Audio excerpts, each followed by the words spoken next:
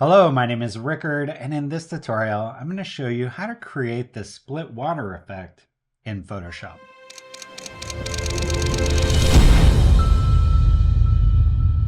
Someone in the Nucly Academy, which is my exclusive Photoshop community, asked how I would recreate this book cover using Photoshop. And what I'm going to do in this tutorial is show you all the steps you need to create this split water effect, and by the end of it, we'll have created our own version of this book cover that you can see here. Now, if you want to follow along, I have included all the assets and images that I use to create these in a link in the description of this video. So go ahead, download that, and then let's dive into Photoshop. All right, first, let's go ahead and take a look at our reference. There's certain things that I want you to observe about these split water images. So this is our reference. You can tell we see above the waterline itself, and then we see below the waterline. And here you can see there's an object in the water surrounded by the bubbles. And then we have our lettering, which is starting above the water and then going into the water. Here's another split water image, and this is one that's taken in camera. And you can see we've got a lot of visibility above the water. Then we've got the water surface, or this top area where we're seeing the top of the water. And then we have our split line, and then we have below the water. And you can see below the water, we have our subject being influenced by the color of the water. And also you can see that the visibility under the water is a whole lot worse than it is above the water. So above the water, we can see a few miles, whereas below the water, we can only see about 10 or 15 feet before it just turns into just a blue color. Here you can see a better representation of the drop in visibility. And this is a pool which has very clean water compared to any lake or ocean. But here you can see we have a lot of detail in our subject, but then about 20 feet forward, we're getting this huge drop in visibility where these elements here mostly just look kind of like disappearing shapes. Here is another example, and one thing I want you to observe here, in addition to the waterline, is that we have elements. So the closer an element is to the surface of the water, the more it's going to get this strong light. And then as it goes further down and also further away from camera, you're getting this quick drop in visibility where these elements are just losing contrast really quickly.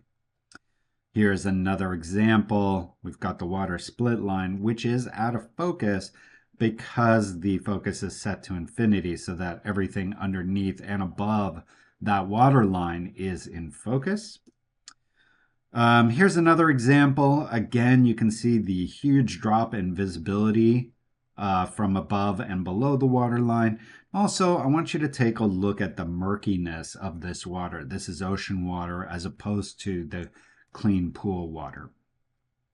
Here's another example. This is obviously very clean water, so we're not having a huge drop in visibility. However, you can see that her skin tones are being heavily influenced by the color of the water. And also you can see because we're looking at the top of the water at such an oblique angle, we're getting these strong reflections here. So that's just another thing I want you to observe in these split water images. Yeah, and that's pretty much it. So key factors that we're going to take into account when we work on our image is the water line, having above and below the water line. We're going to have our subject, which will inherently have some bubbles. We're going to have the stronger refractive light on the top, and then it's going to drop in visibility. So now that we know all those things, let's go into Photoshop, and I'm going to go to File, Open, and inside the assets for this course, which I will include in the description of this video, a place where you can download them. I'm going to start with this image from Unsplash, the Eberhard image. I'm going to go ahead and open that. So this is going to be our background, and this, I just want kind of a background of a misty lake. I like this strong light coming in. I like the kind of misty look to it. So the only thing I don't like is I don't like this building and structures here. I don't want anything man-made. Kind of want to give the impression that this lake is out in the middle of nowhere. So we're just going to use our generative fill tool to get rid of these elements that look man-made. So to do that, I'm going to go to my lasso tool, which is here. Also, the shortcut for the lasso tool is L, and just select out both the area here that I want to get rid of, but I'm going to leave this tree in there because I do like that. Then I'm going to hit generative fill, and because I want it to just fill in the area and not actually generate anything new, I'm going to leave the prompt blank and just hit generate. And this will send it to the AI cloud and generate us some 3 options for what we can put here in place of what's there. And let's take a look at these. I think either this one or this one, but I think the middle one is doing the best job of just getting rid of that and making this look like a natural environment. So good enough for me. I'm going to take both of these layers and collapse them with Command E. That'll merge your layers. I'm also just going to make a copy of this so it's not a locked background layer and throw away the background. All right, the next thing I'm going to do is recrop this, and because we're doing a book cover here, I know my book cover is going to be 6 by 9. That's just the standard size for a book cover. So let's go to our crop tool, which is C on your keyboard, and let's go to our ratio. We're going to do it 6 by 9. And now that we have our ratio set, we can just drag these edges to the edges of our image. And then I'm going to take this and just drag it so that basically we're adding space to the bottom of our canvas, but leaving this part of the image alone. Up here, I want to make sure our fill, instead of being set to generative expand, I want it set to transparent. That way it's not trying to fill in this bottom area. I'm going to hit the check mark, and now we have our image recropped. And for the sake of you knowing where to place things, let's go ahead and add some guides to our image. To do that, I'm going to go to View, Guides, New Guide Layout, and here I want to have, probably see something like this, I want to have 4 columns with no gutter, and I want to have 3 rows, again with no gutter. So this will give us a center line and a few dividing lines. Let's hit OK. All right, the next thing I want to do is pull in the bottom. Actually, before I even do that, let's go ahead and make sure our image size is right. So I'm going to go to Image, Image Size. I know I have my crop correct, meaning it's size to 6 by 9, but I don't want it to be 76 inches by 114 inches. We're going to be adding text to this. And anytime you're adding text, it's good to have your size correct. So here, I'm going to change the width to 6, which will automatically change my height to 9, but I don't want it to be so low resolution. So here, under the resolution, I'm just going to pump this up to 300, which is kind of the standard resolution that printers ask for. So if this was a book cover, we'd want it at 300 resolution. I'm going to make sure resample is clicked, and then we'll hit OK. All right, now our image is resized. Let's do Command O to fit in our window. And also, quick trick, Command semicolon will hide and show our guides. We're going to be using that throughout this tutorial. So just remember that, Command semicolon. Okay, so the next thing I want to do here is pull in our waterline. Let's go to File, Open, and we're going to pull in this Daniel Sunoco file. And here what I want to do is copy out just the water part, not the white part. So to do that, I can go to my magic wand tool, And the magic wand allows you to select all of one color. So here I click on the white and it selected all this white. Then I can go to select inverse and then go to select and mask. So here I have my basic selection in place, but I also want to just get rid of the top of this water because I'm going to be adding a different top of the water. So for here, I'm just going to paint out the top of the water. So go to my third brush here, which is kind of your standard brush. And with this, I can also right mouse click to adjust my size and hardness. Or if you're using a Mac, I can use Control and Command, or one of these, Control and Option. Yeah, Control and Option, and then click and drag left and right to adjust my diameter and up and down to adjust my hardness. Now for this, I don't want it to be at 100% hardness. I want it to be at around 90 or 85, just in that range, so that I don't have a super sharp edge. And I want to minus, so to minus, I can either hold down Option, but because I'm only going to be minusing, I'm just going to click here, and that'll switch my brush to a minus brush. And then we'll just start painting around here, and I do want everything that looks like it should be part of our divider line, meaning the line that divides above the water and below the water. All right, pretty happy with that. Let's hit OK. And then I'm going to do Command C for copy, close this, and then do Command V for paste. I'm going to do Command T for transform and make this smaller. And here we're going to use this guide right here to determine where to put this. I basically want this to go from about here, and then I'm going to move my anchor point. If you don't see the anchor point, go up to this check mark and turn it on.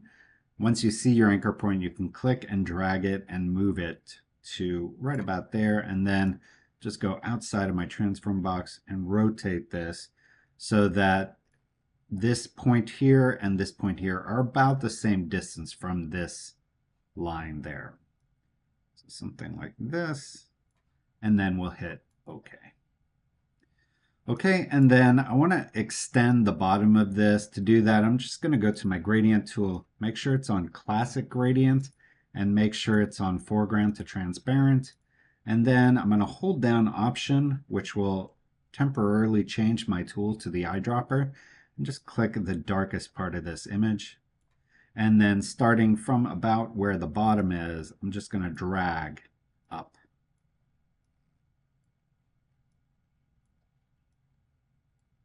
And that'll fill in the bottom of this water. And then now that it's filled in, I'm going to go back to my move tool. And here I want to desaturate it so that it better matches up with our background here. So let's go ahead and turn off our guides with Command semicolon. And then I'm going to do Command U to bring up my hue saturation and just bring the saturation down. And maybe also move the color a little bit more toward green, just a tiny bit.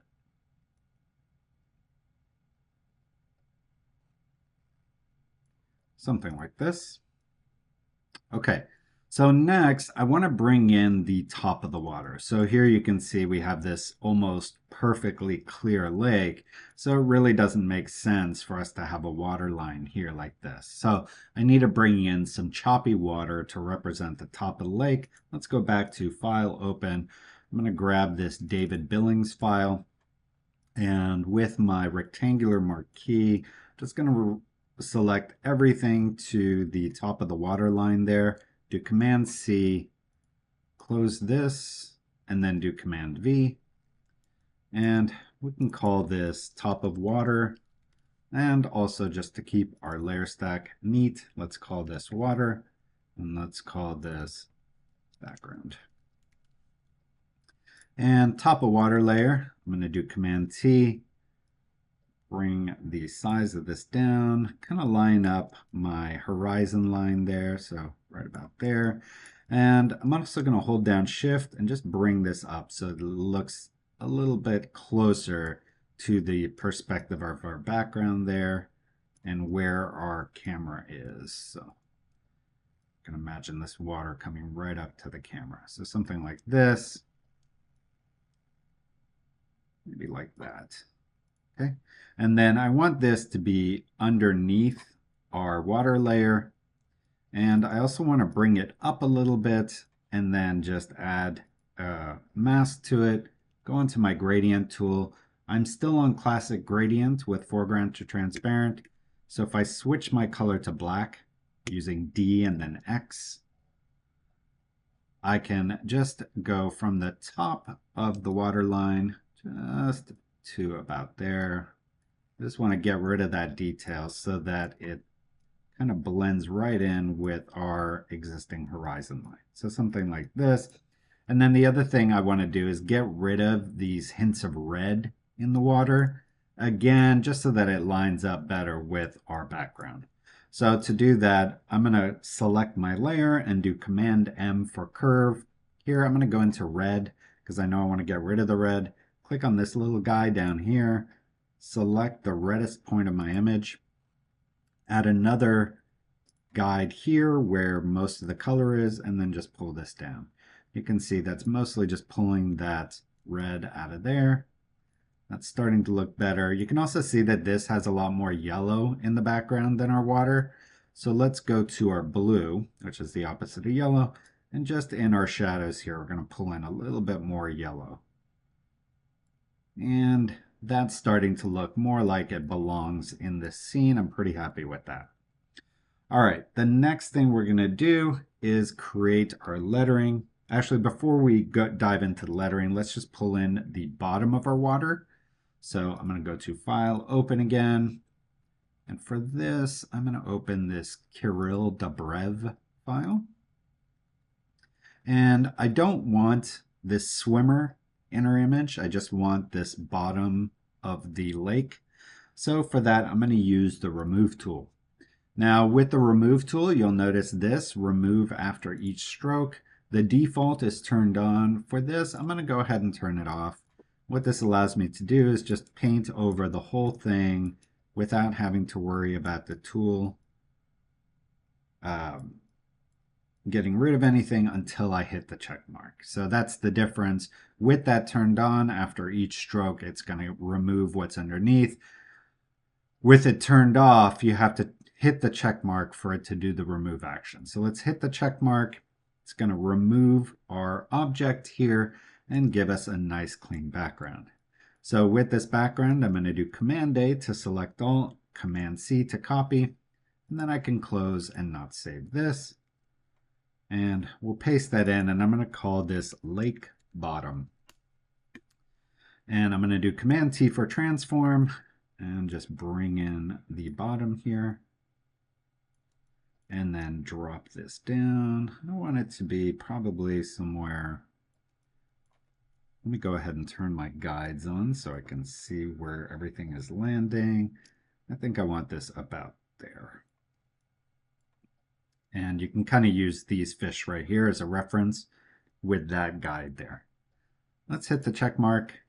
And I want to clip this so that it only is applied to the water, like so. And then I also want to desaturate this. So I'm going to turn off the guides and then do Command U.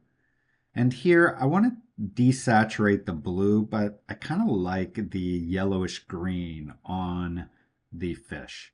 So rather than just doing the hue saturation on the master, I'm going to select this and first select this blue color.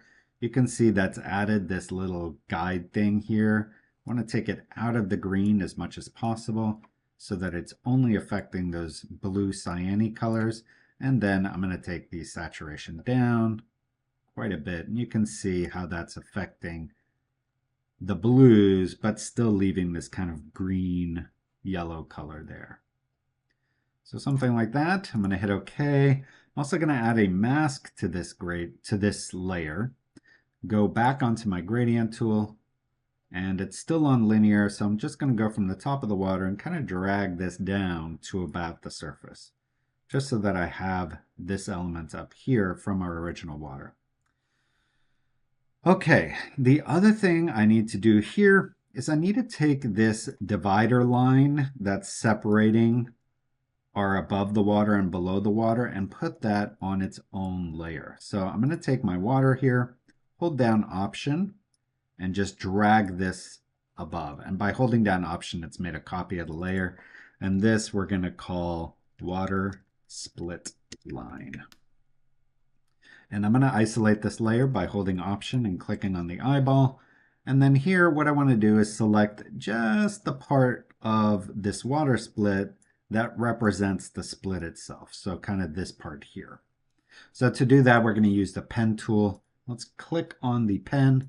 Up here, make sure it's on path, not shape. And then we're going to zoom in here and just basically make a line all around this. And the way the pen tool works is you're going to click and then click, and it'll make a line between your 2 points. Now, the advantage of using the pen tool is that you can do curves that are resolution independent. So let's do Command Z, and here we still have our first click, but what I'm going to do is rather than just clicking like that, Command Z again, I'm going to click and drag. And you can see that that gives me these nice curves. And by clicking and dragging, I have the ability to basically bend or curve my line however I want to. And if we want to cut off the curve, what we can do is hold down Option and just click on the point, and that'll cut off the curve and allow us to start a new one. And we'll just go all the way around this, kind of go a little faster here. And here we have this one big bubble. And I think this big bubble here is going to help sell the illusion of the water split. So I'm actually going to include that big bubble in there. The rest of the bubbles we'll keep out.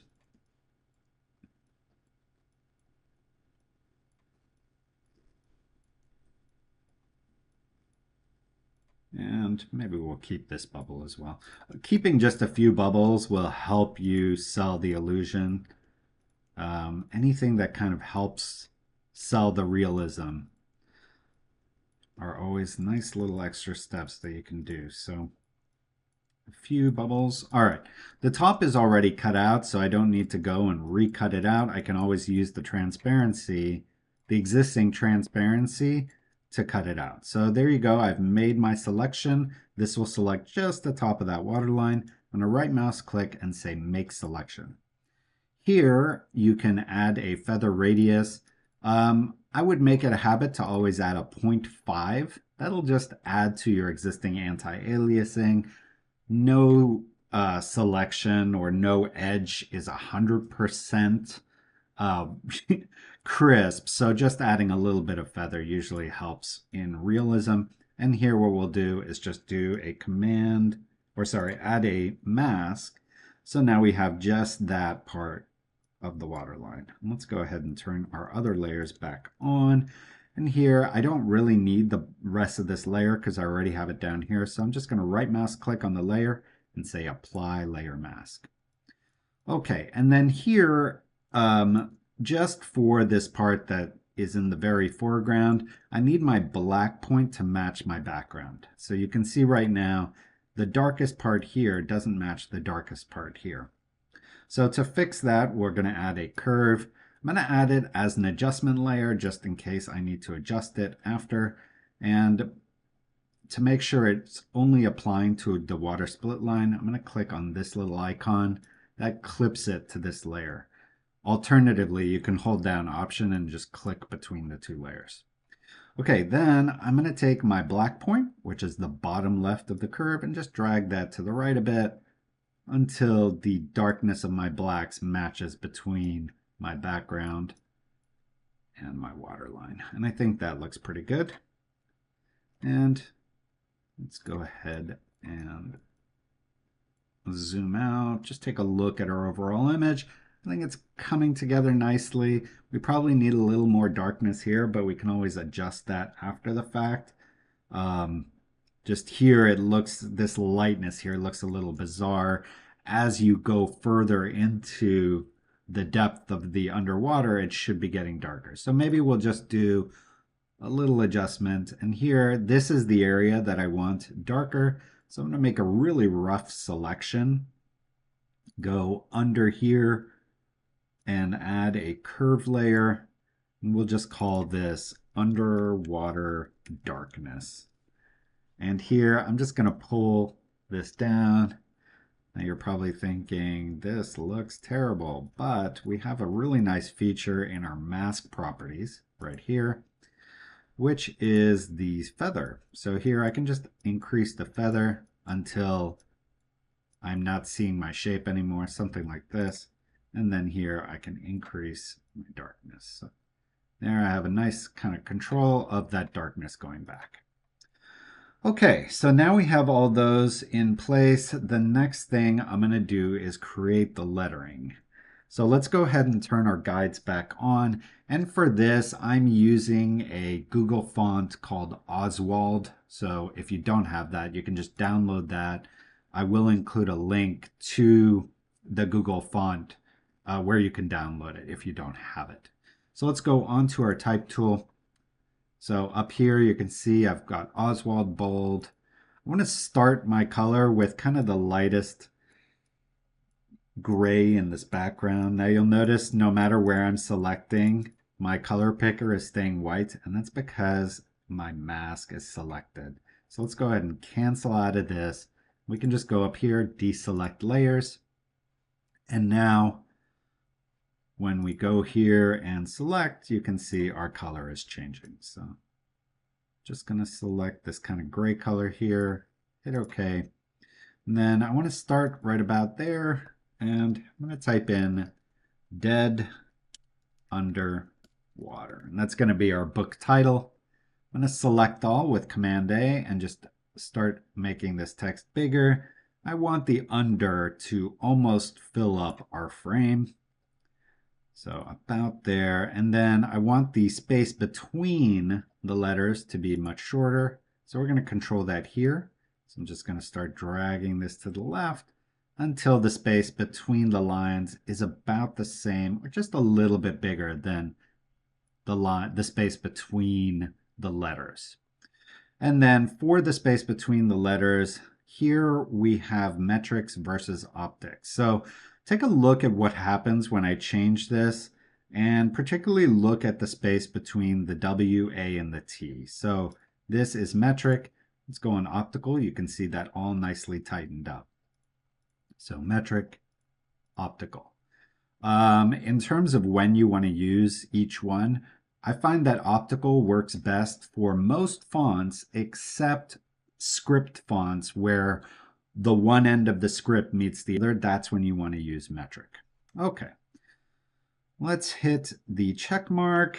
And for here, I want the under to kind of sit above the waterline and then go under the waterline in the middle. So this is our waterline. What we're going to do is take our text layer and put it under the water split line.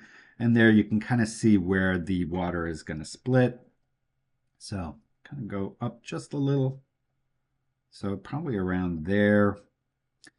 And I think I also want to make the letters just a little bit lighter, almost white. So just right about there. And I think that looks pretty good as a starting point. Now we are going to add a lot of elements to this, but before I do anything else, I want to turn this into a smart object. And the reason for that is, let's say I want to change the title of the book in the future. Well, by turning this into a smart object, I'll be able to do that. So let's go ahead and right mouse click and say convert to smart object, which is right here. And we can call this book title. And here, I'm going to make a few copies. So first, we're going to do this one we're going to call underwater. And this one is going to reside just under the water. So here, I basically want to cut off everything that's happening above the water line. So I already have the water cut out. So if I just hold down Command, I can select the transparency of this layer by clicking on the thumbnail. You can see there that selected everything in the water, and I can just add a mask to this layer and that'll cut off everything above the water. Okay, next I'm going to hold down Option again, make another copy, and this one we'll call above the water. And here I can select my mask, go to my mask properties, and invert my mask. So now everything is above the water and everything below the water is hidden. Okay, the next thing I need to do is determine where this is going to come up out of the water. If we look at our reference images again, you'll notice that these have this space between our background and underneath the water where you can see the top of the water surface. And generally when something is going into the water, it's a little bit off into the distance. So where it's entering the water is not going to be at the water line. It's going to be a little bit back of it. So going back into Photoshop, we want to determine where in this water this is going to disappear. So first, let's go ahead and turn our guides off with Command semicolon, and let's take the opacity of this layer down just so that we can see the water in the background. And here, if I want, so basically I'm going to use some existing waves in the water to determine where my water break line is. So if I take my top of the water, unlink the mask, and then do Command T, I can move my guide to where the horizon line is. And then holding Shift and Option, I can adjust where my wave breaks are. So this, just in case I want to move where the wave breaks are, like I like this one here, but I don't want it so high up in the image. So I'm just dragging it down a little bit. And I think there is good. So just 140 basically. Hit OK. And then here I'm going to add a layer, and we can just call this reference for now. We're going to throw this layer away when we're done.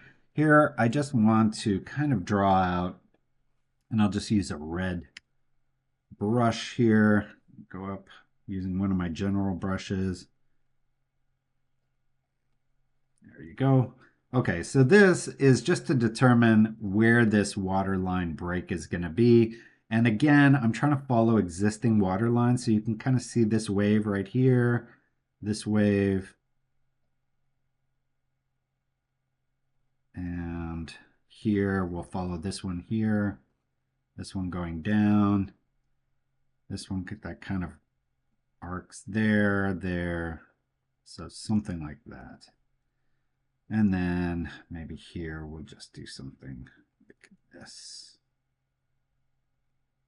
Okay, so this is kind of our water line. Let's go ahead and take the opacity on that down a little bit.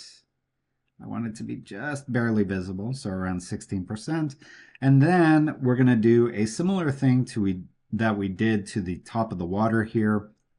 We are going to use our pen tool and draw out the top of these waves.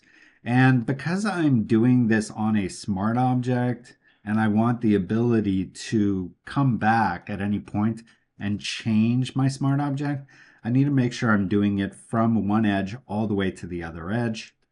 That way, if I have a larger object going under the water, it's not going to break at the water line. You'll see what I mean later in the tutorial. But here, I'm just following this wave line and the red line that I drew.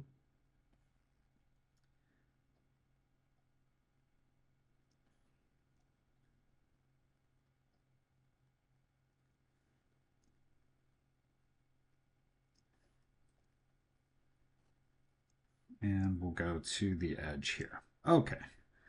And then for my way back, I just want to make sure I'm in the middle of this line, meaning our water split line, and not creeping underneath it. So something like this. And then I'm going to do right mouse click, make selection, turn that into a selection. And then here, what I want to do is take my reference. I'm going to throw that away. I'm going to take my above the water here. I'm going to make another copy of this layer. So hold down Option and just drag it. I'm going to delete the layer mask and then add a new layer mask. Okay, and then this, turn the opacity back to 100, is basically the water surface. So we now have all of our elements divided. The next thing we're going to do is tackle each of these three layers and blend them into our background. So first, let's tackle the above the water. So for the above the water, the first thing I want to do is add a little bit of a gradient to it, some grunge, a bevel, and a little bit of light. So first, let's tackle our gradient. I'm going to go on the gradient tool here. Again, I'm still on the classic gradient. I'm going to add a new layer. I want to clip this layer, and we'll call this layer gradient. And here, I want to select kind of a murky gray from the background. So something around here, and then go from the bottom of the letters to the top of the letters. You can see this just adding a little bit of color to our letters there. I also want to add a grunge layer. So I'm going to go to my libraries, and here I've got my Nucly grunge pack. And I'm going to take the grunge 11 here, drag this into the scene. And I want to line this up kind of to the top of the letters and the bottom of the letters like this. And then here, I'm going to clip it so that it's applied to this layer here. I'm going to put it under the gradient, and I want to put the gradient on multiply. And then for my Nucly grunge, I'm going to set the opacity of it to 20. So if I just hit 2 on the keyboard, that'll set my opacity to 20. Okay, and then the other thing I want to do, well, that is add a little bit of a bevel and emboss to the lettering itself. So to do that, I'm going to go down here to my effects. I'm going to go to bevel and emboss. And here we're going to do an inner bevel. And let's go ahead and reset to default just so that you can see what we're doing here. So we're going to do inner bevel. I'm going to set the depth to 815. I'm going to set the size to 2. This is going to be a very subtle bevel and emboss. Here, I'm going to turn off the global light and make the top 125 and the bottom 15. And then here, we're going to change this to a linear dodge. And then we're going to change this to a color burn and set this to 32. And we're going to hit OK. And you can see all that's doing is it's just adding a little bit of a bevel to our letters, giving them just a little bit of volume. And I'm pretty happy with that for the top. Next, let's start tackling the bottom. And I'm going to go ahead and turn off this in-between water surface for now. The other thing we need to do is we need to take this mask that we made for the in-between and cut that out from our above the water. So let's select above the water and just do Option and delete to fill with black. That'll fill that with black. And the other thing we need to do, if we zoom in here, you can see that the bevel is sticking to the mask. So let's double click on the bevel. And here under blend options, we need to make sure we turn on this layer mask hides effect. You'll notice when I turn that on, the bevel disappears from where the water is going in, or the letters are going into the water. And that just is a little more realistic and the look that we want. Okay, so now starting on the underneath water titles, the first thing I want to do is take our water layer here, hold down Option and drag it to above our letters. And that's going to give me this. I'm going to hold down Option and clip this to our letters. And we're going to take this and put it on overlay. I'm also going to take my Nucly grunge, hold down Option and drag that here. And for this, I'm going to actually change the opacity to 80, just so that it's much stronger, the texture underneath the water than it is above the water. Okay, next thing I want to do is add some gradients. So I'm going to go above my grunge. I'm going to put this layer on multiply. And I'm going to go ahead and turn off this water copy layer for now. We're going to call this gradient. And basically, I just want to start adding some blue color on the letters themselves. So I'm going to go on my gradient tool and just select this blue background color. Maybe make it a little bit lighter. And just start gradienting this water here. Maybe make it a little bit lighter.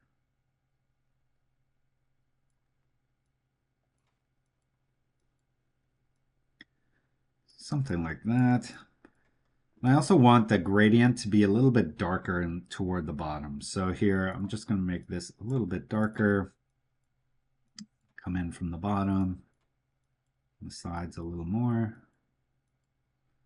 So something like that. It's starting to look like it's under the water. All right, next. And also now this is going to have a much stronger effect. And in fact, much too strong of an effect. I really just want this for these bubbles. So what I might do is change this to screen.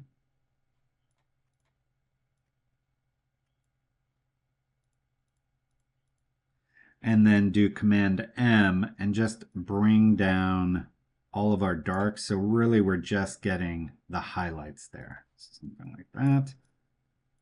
Okay, then I want to take these bevel and emboss effects and hold down Command and Option, and then I can just drag them to here, and that'll copy the effect to these letters.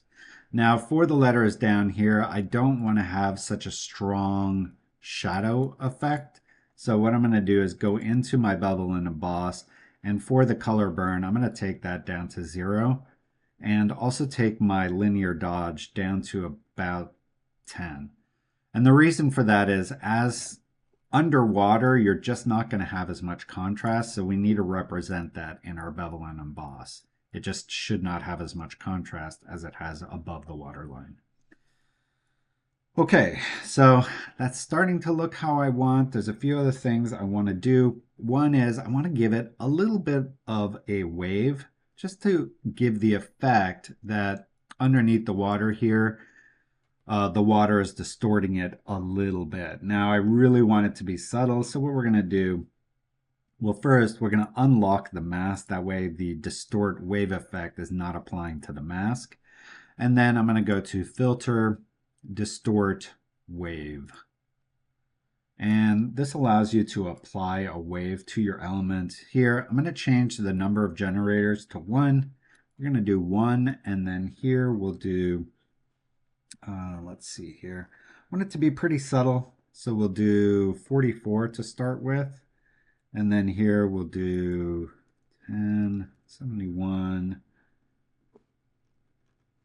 Oh, actually, sorry. 1, 395 here, 10, 71, 5, and 1. That's it, okay. And that is not what I wanted. Let's go back into our effect here. This is one that you kind of have to play around with. Unfortunately, the effect here is not great. So the effect you're getting is a little hit and miss. Even if I hit randomize here, I'm not totally sure what it's randomizing because my settings are not changing. But let's try maybe taking this down a bit.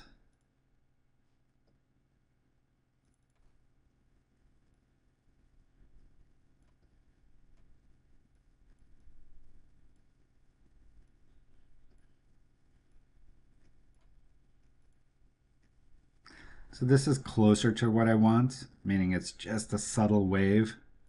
Although even this is a little bit much, I think.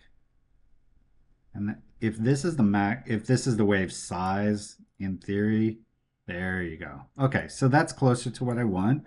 Let's take a look at our settings here. So we got 1, 1, 395, 1071, 6, and 1. And you can see all that's doing is a little bit of distortion, just as if looking at it through some water is giving it a bit of distortion. Okay, the other things I want to do here is I want to add just a little bit of a surface shadow, and then we're also going to add some caustic or refractive light hitting the top of the letters. Again, we want to recreate kind of this effect that you see on the right here on our letters. So let's go back to Photoshop. First, I'm going to add a layer and we'll call this top shadow. And I want the top shadow to happen below these water bubbles, which let's call these water bubbles. So we'll do it here. And then I want this to be on multiply. I'm going to go onto my brush tool and just select a soft round pressure brush like this one. Make my brush quite a bit bigger. Maybe take the flow of my brush down to about 20. And then just kind of paint the top of these letters here. So something like this. Okay, pretty happy with that. And there you can see some of our bubbles are starting to show up more, just creating a little bit more of a realistic effect. Okay, and then for our caustics or refraction, let's go to File, Open, and I have this texture file here. I'm going to use this, and I'm going to just drag this in here, and you'll notice that it pulled it in between these two, so it's already clipping it. I'm going to do Command T for transform, make this quite a bit smaller.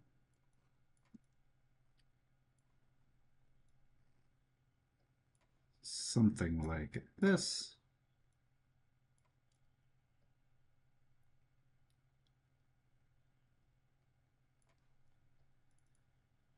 And then I'm going to change this to screen.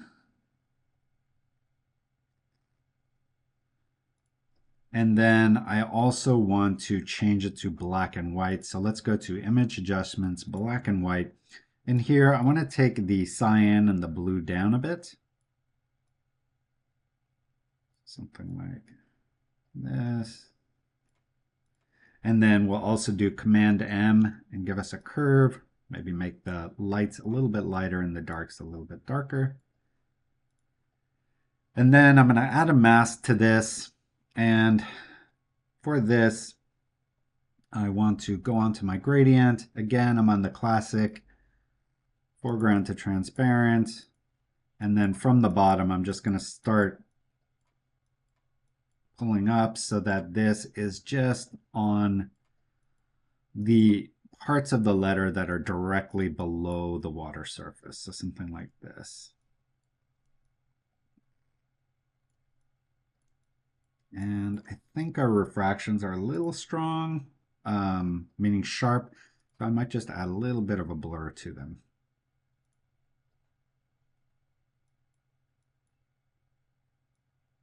And just 1.5 pixels is enough there.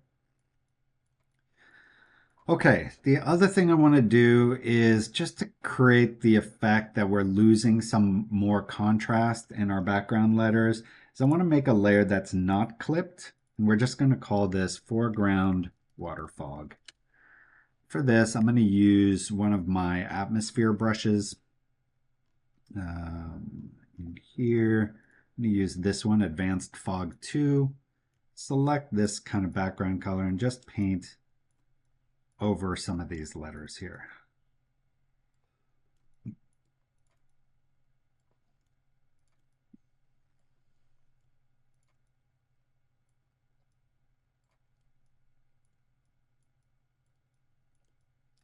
And pretty happy with that. The other thing I want to do here is I want these fish to be swimming in front of the letters. So I need to add the fish to my mask for the below water title. So to do that, let's find the lake bottom layer. I'm going to hold down Option to isolate it. And we'll just zoom in here and we're going to use the object selection tool to do some quick cutouts of these. So let's go to our object selection tool, and then I'm just going to start selecting around these fish. I'm going to hold down Shift so that I can select more than one at a time. And I think that probably accounts for all of them. Let's hold down Option, click on the eyeball again. Yep, that looks good. Let's go to our book title here, and I'm going to do Option and then delete. That'll fill with black on my mask, and now that you can see those elements are coming in front. Now here you can see that we have a bevel and emboss problem. Around the fish is being bevel and embossed. So to fix that, we're going to click on the bevel and emboss, go to blending options, and just turn on this layer mask hides effects. And you can see that fixed the problem. Now those fish look like they're coming in front of our letters. And overall, this is starting to have the effect that I want. I do think our letters need to have a little more visibility above and below the water line. So let's go to above the water and maybe make our gradient just a little bit darker. So I'm selecting the gradient. I'm going to go hue saturation and just pull the darkness down a little bit. And then underneath the water, we may want to be just a little bit lighter, so we can take our gradient, pull that down just a little bit, and then maybe our shadow, pull that down just a little bit. Okay.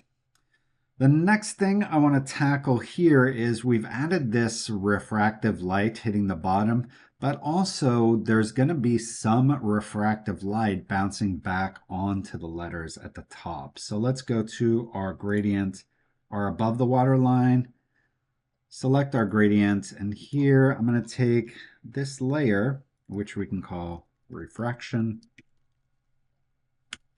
and I'm going to hold down Option and drag that above here.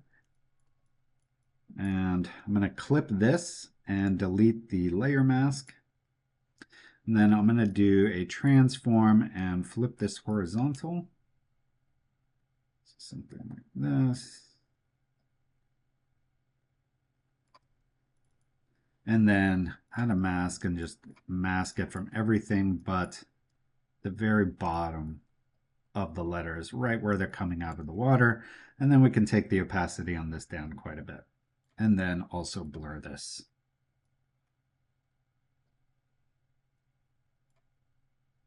And this is a pretty subtle element, but it just helps sell the realism that these letters are actually going underwater. Pretty happy with that. I also think we can have some of our letters disappear more here. So I'm actually going to go onto here, add another layer, and we'll just call this more water. I'm just going to take a soft brush, select my watercolor here, just kind of take my flow down and just paint a little bit here, like so.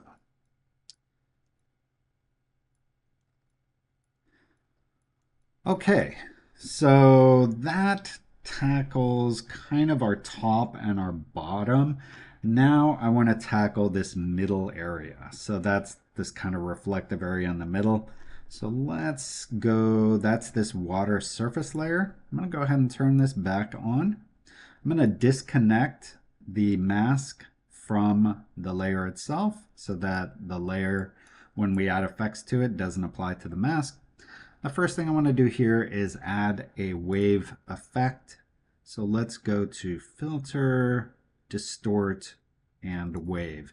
And this one is going to be a lot stronger than our last one. So we're going to do 7 here, 144, and here we're going to make the horizontal 5. So basically something like this. Let's hit OK. You can see what that's doing. I'm going to go back to the wave and hit randomize a couple times, and let's see. That's kind of good. All right, so now that we've done that, let's go to filter, and I want to add a motion blur. And do this maybe about there.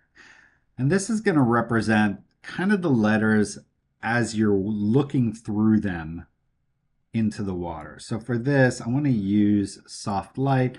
So here you can kind of see like as if you were looking at the letter through this water line. And you can see that's already starting to look pretty cool. But I'm going to make one more copy of this layer, and we're going to call this water reflections. And for this layer, I want to take the blending mode back to normal, and I'm going to take the motion blur and motion blur it quite a bit more, almost to the point where they're just blurs of letters. So something like this. And then here we're going to use our blend if. So to use that, I'm going to double click here, bring up our layer styles, and down here in the blend if, I want to basically remove this from everything but the extreme highlights. So somewhere around here. And then I want to hold down Option and just split this so that we have a little bit of feathering between the two, but not too much. Because I do want these to be hard reflective light. So you can see it kind of gives the impression that these are reflecting onto the water surface, and it also gives the impression it makes more sense for our refractive light that's going back and hitting our top letters there. So something like that. Okay, while I'm here, now that we have these strong white highlights, I feel like the white highlights in our water split can be a little brighter. So I'm going to double click on this mask and just take our water highlights here and make them a little bit lighter. That's just going to bring our split a little bit closer to us in the 3D space. Something like this. Maybe also desaturate this just a little bit more with Command U. Okay, so pretty happy with that. Next thing I want to do is I want to bring in our character here. Rather than having just an object floating in the water, I want a person floating in the water. So let's go to File, Open. I'm going to open this Engin Hagyurt file. I'm getting all these from Unsplash, by the way. Okay, so here I just want to cut her out. So let's go to our select subject, and here I'm actually going to use the select subject, but I want to use cloud because I always get better results. So I'll hit select subject, and there you go. It's done a great job. So we can just do Command C, close this, and then we'll do Command V. We'll call this model. I'm going to convert this to a smart object and then do Command T for transform, start making this smaller. And here we can turn our guides on again.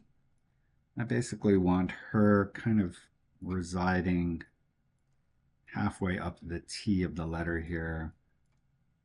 I want to turn her a little bit, so something like this. I kind of want her legs to interact a bit with these fish. Generally, when you're doing composites, if you can have elements kind of overlap each other, it's just going to help sell that realism. So probably something like there. All right, so pretty happy with the location of that. Let's go ahead and turn off our guides. You can see that she's too saturated for this scene, so let's do Command U. We'll just bring her saturation down so she matches the rest of the scene, so about there. And then I also need to get her legs integrated and also cut these fish from the mask. So let's do the fish first, and we're just going to do the same thing we did last time. So we're going to find the lake bottom layer, isolate it with Option Eyeball, go on to our select subject, just do a square around those fish, and then we can go back to our model layer. And because I want these to be transparent, I'm going to hold down Option and then click on the mask. You can see those are now in front of her, which is what I want. All right.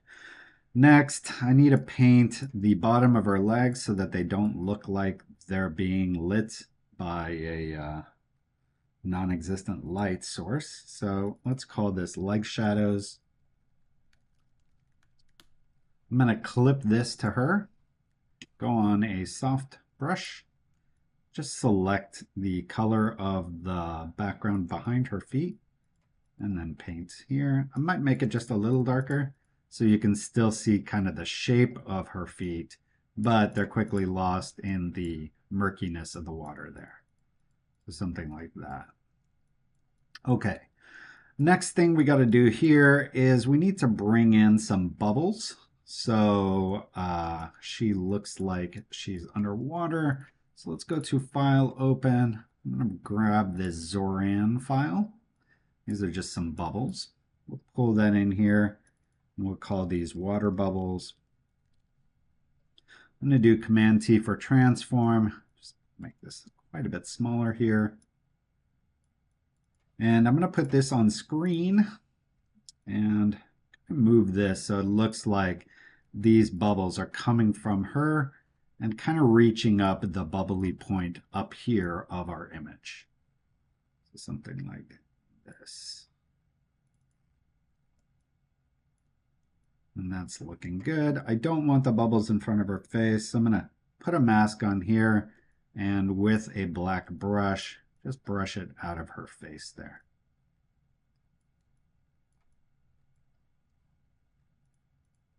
And we'll also just brush out these few lines at the top here. And that's looking really nice. Okay, next we're going to bring in some dust, basically just add some final touches to make this water, the whole composite, look a little more realistic. For this, I'm going to use one of my dust overlays. Use Dust 05. This will just add some dust to the bottom of our image.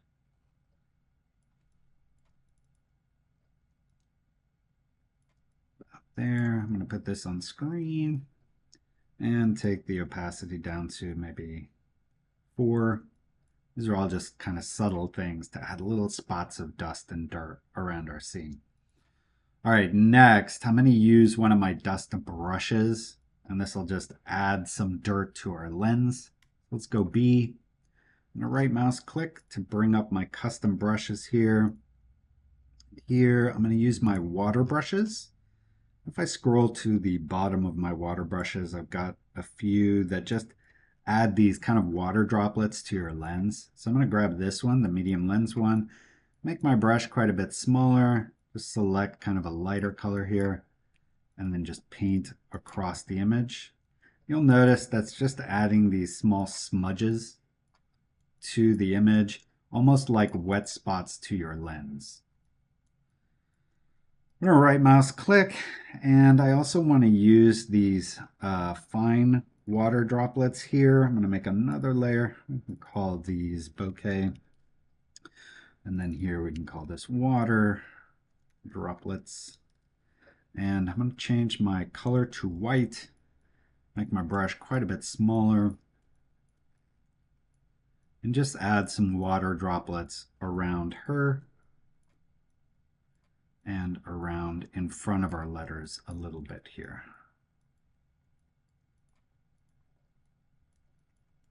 Something like that. Okay, so now final touches here. I feel like our dead is disappearing a little bit in the background.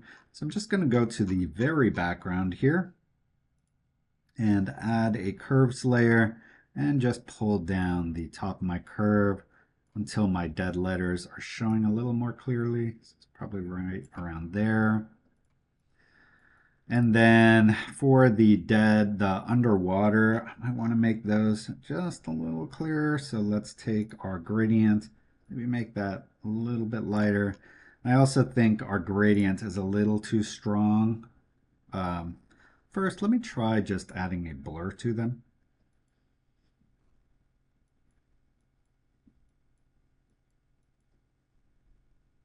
No, I do like having some of that texture on there, but I do feel it's a little too strong. So maybe we just take this down like so. And then I also feel like I need to add a little more blue to the letters. So I can just select my blue layer here, do Command M, that'll bring up my curve. I'm going to go to red which will add cyan. Just bring the top down. And then a little bit of magenta as well. So something like that. Much better. Okay. The last thing we're going to do is add a color grade to the whole thing, add a little bit of sharpness, add a little bit of noise, and then I'm going to show you the beauty of having done this as a smart object. Okay, so first for our color grade, well, actually, before we even do the color grade, let's add a nice vignette to our image. I'm going to go to the elliptical marquee tool. Let's go ahead and turn our guides back on. Kind of select from the center, hold down Option, and just do a nice oval around our whole image. This will kind of represent our vignette, something like this. And then at the very top of the layer stack, I'm going to add a curve adjustment layer and just pull the middle of that down. So you can see we kind of have an inverted vignette. I'm going to do Command semicolon, turn off those guides, and then go to my mask properties, invert my mask, and then add feathering, probably around 300. And that'll nicely feather my vignette. Now, I think my vignette is probably a little too dark, so let's do Command T and just kind of drag it away from the edges a bit. This is the beauty of having done it this way. I can do Command T and totally adjust the size of my vignette at any point. And I can also adjust how much I'm vignetting. And I'm doing that just with this one layer here. So great way to do an interactive vignette in Photoshop. I can even control the feathering of my vignette, all interactively. Okay, so pretty happy with that. And then for our color grade, I'm gonna do a pretty simple one. Let's do a curve.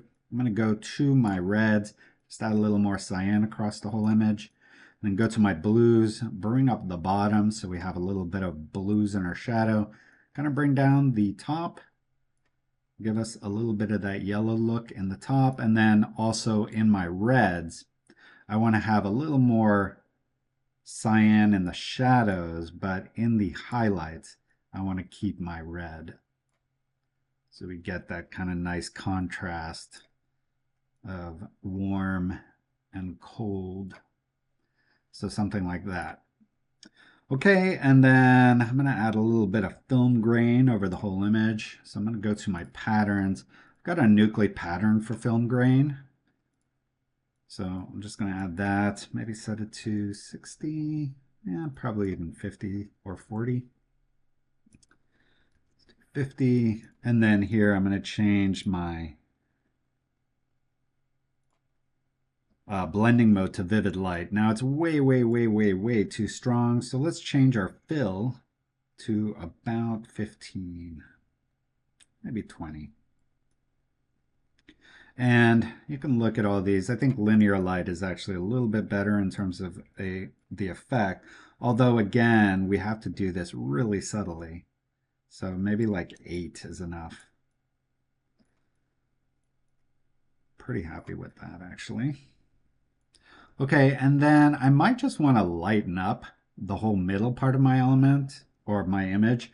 So I can just take my curve layer here, make a copy of it, bring it to the top, double click here, invert my mask, and then on my curve, I can reset it, just bring up the middle a little bit. So this is kind of an inverted vignette. This is just adding a little bit of light to the middle. I think I can probably pull this in more so it's just tackling the very middle, and then also add a little more feather to that layer. So something like this.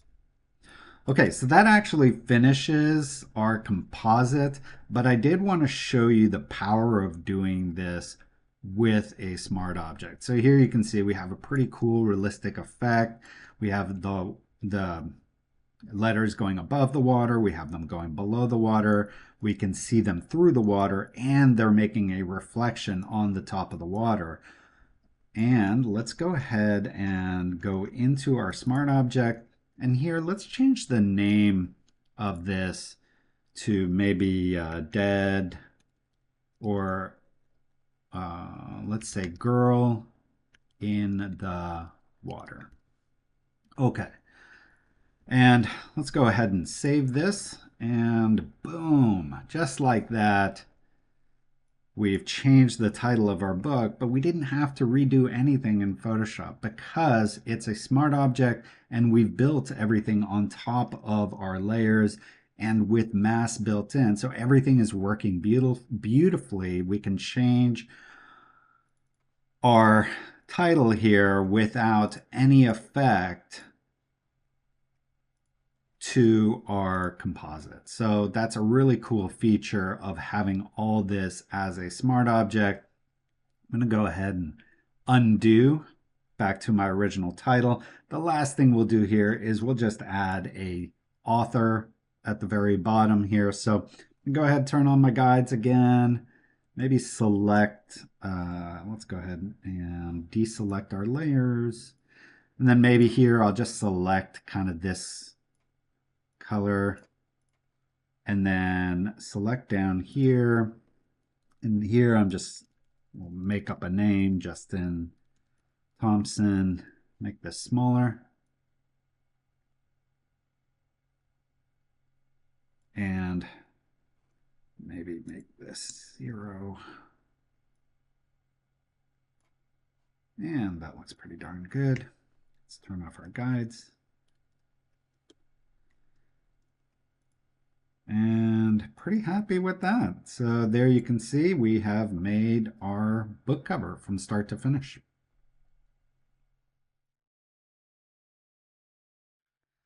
So there you have it. That's how you create that split water effect in Photoshop. And hopefully through the course of this, you've learned some tips, tricks, and techniques that you can use in your own projects. Now, if you enjoyed this tutorial, please subscribe to my channel, turn on notifications, leave a comment, leave a like, share this video. And if you want to accelerate your Photoshop journey and really pump it up to 110%, check out my Nucly Photoshop Academy. In addition to all my training and all my tools, you also join my exclusive Photoshop community where you can ask me for Photoshop tutorials or even have one-on-one sessions where I answer your questions. We also do online Zoom meetups where we discuss various aspects and tools in Photoshop, show you examples of how you can use them and so forth. All that and more in my Nucly Academy. So check that out. I'll include a link to it below. I'll also include links to the various asset packs that I use, such as my grunge pack, water pack, and dust pack.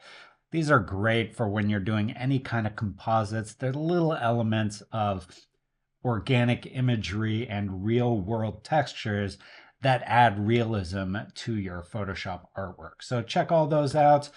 Otherwise, here are some other tutorials that you can check out, and I'll see you next time.